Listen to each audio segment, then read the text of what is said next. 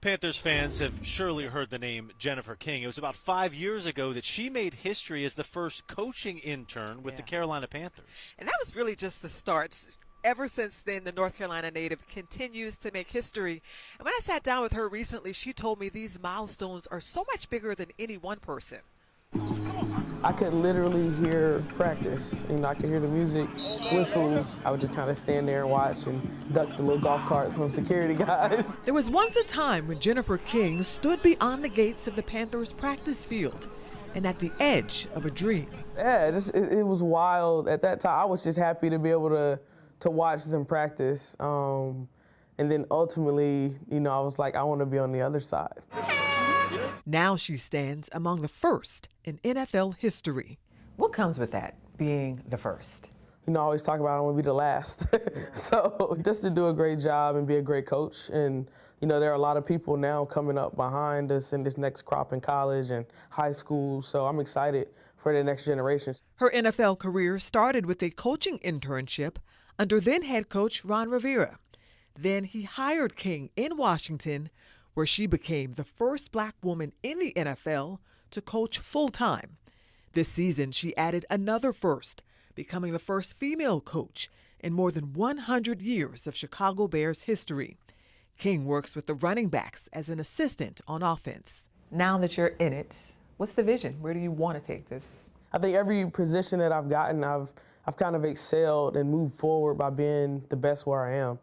Coach Rivera always talks about be where your feet are. That's something he always said, and I think, really focusing on where you are today, helps you excel tomorrow.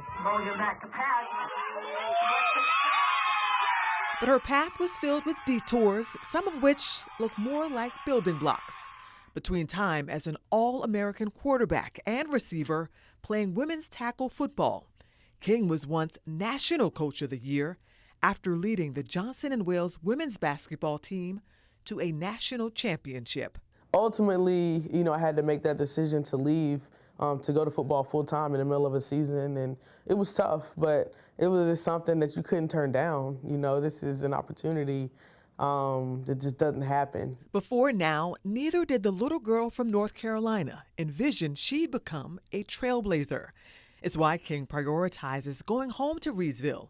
There, she established the King Group, a sports-based nonprofit that works to uplift children through both experiences and community programs. Sometimes those dreams die in those small towns. And, I remember growing up, I don't even remember his name, but he was a Broncos player, or ex-Broncos player. He came to speak in my middle school, and I was just blown away.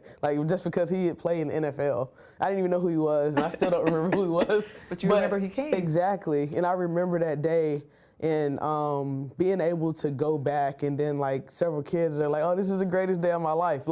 Just to be able to provide that for them. The little girl in Reedsville, if you were to tell her then where she would end up now, what do you think she would say?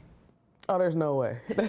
There's no way. I never, you watch, every Sunday watching the NFL, it never crossed my mind that I would be there. I remember going to my first game when I was maybe 12 or 13, and I thought that was it. I thought I had seen the world. I never thought I would actually be on the field. I thought I would always be watching as a spectator, and now, I'm just part of it, and it's incredible.